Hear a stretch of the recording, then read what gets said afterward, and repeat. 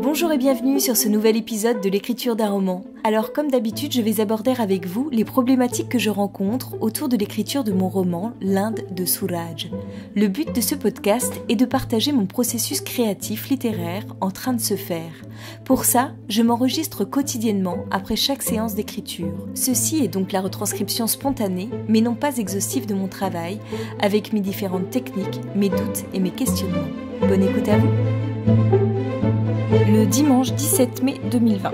Alors j'ai fini la relecture de mon roman aujourd'hui et j'étais complètement dépitée, déprimée à la fin de mon livre parce que c'est vraiment pas terrible. C'est mal écrit, c'est lent, on s'ennuie. Les 50 dernières pages sont à refaire en gros. Bon, ce qui me rassure, c'est qu'avant c'était les 70 premières pages qui étaient bien et tout le reste qui était à retravailler, et maintenant les 200 premières pages sont à peu près correctes et ce sont les 50 dernières pages qui pêchent. Donc bon, ça veut dire que ça va dans le bon sens, c'est plutôt positif.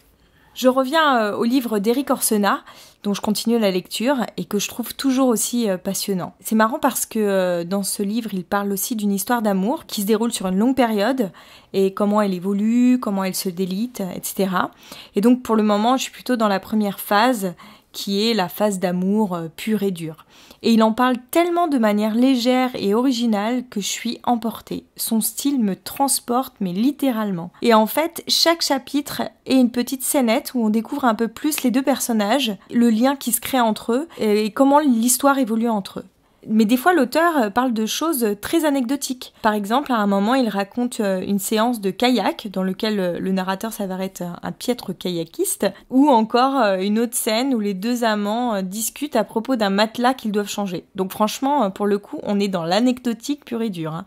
Mais il le fait tellement bien qu'on accroche. Tout est dans le style, la manière de raconter. C'est incroyable. Donc oui, je suis hyper impressionnée par cet auteur, mais il m'écrase plus de toute sa hauteur à présent. Car en fait, en le lisant, il m'a donné plein d'idées pour mon propre récit.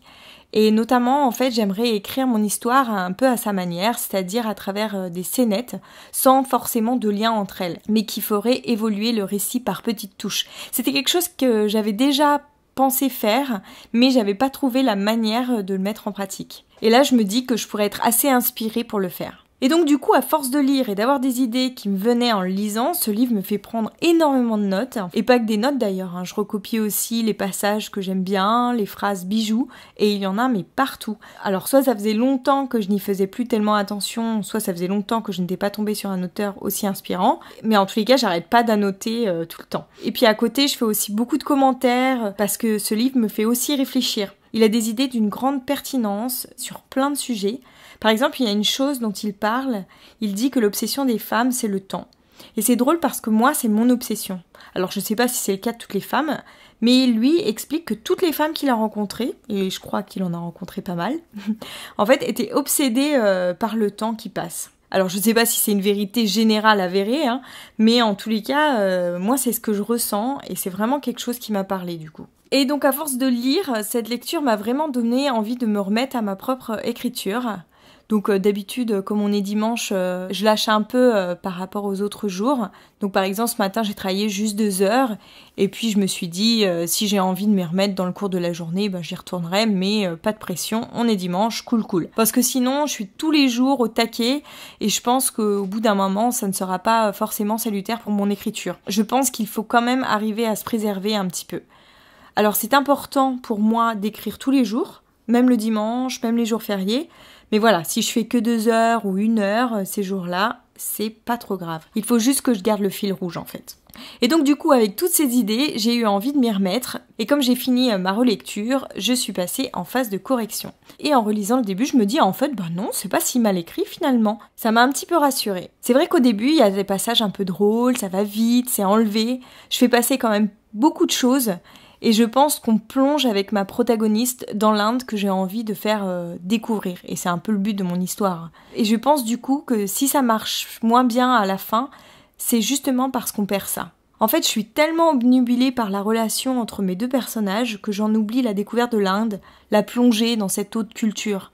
Alors c'est sûr qu'après les premiers jours, Olivia, mon personnage principal, est moins dans la nouveauté, mais en fait en Inde, moi j'y suis allée 3 fois, à chaque voyage c'était une nouvelle découverte, chaque jour m'apportait son lot de nouveautés.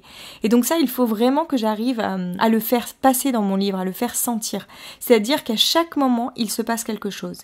Et un autre problème, je pense que la fin, elle est trop morose par rapport au reste du récit. J'ai remarqué aussi que j'avais un défaut, c'est que j'ai vraiment tendance à dire plutôt que montrer. Et typiquement, si ça fonctionne bien dans le livre d'Erik Orsena, c'est qu'il ne fait que montrer. Jamais il ne dit quelque chose. Et ça fonctionne à merveille. Et moi, j'ai beaucoup de passages qui ont des problèmes avec ça. Je pense qu'il va falloir que je travaille vraiment là-dessus. Sinon, ça va pas le faire. Mais en tous les cas, toutes ces idées, ça m'a donné envie de m'y remettre. Donc, je pense que je vais passer... il est 20h et je vais passer une partie de ma soirée à travailler sur mon livre. On va s'arrêter là pour aujourd'hui et je vous donne rendez-vous mercredi prochain pour un nouvel épisode. Si vous avez aimé, n'hésitez pas à vous abonner ou même à partager. Et pour échanger avec moi, ça se passe sur Instagram où vous me retrouverez sous le nom d'Aurélia Horner, tout attaché. À bientôt!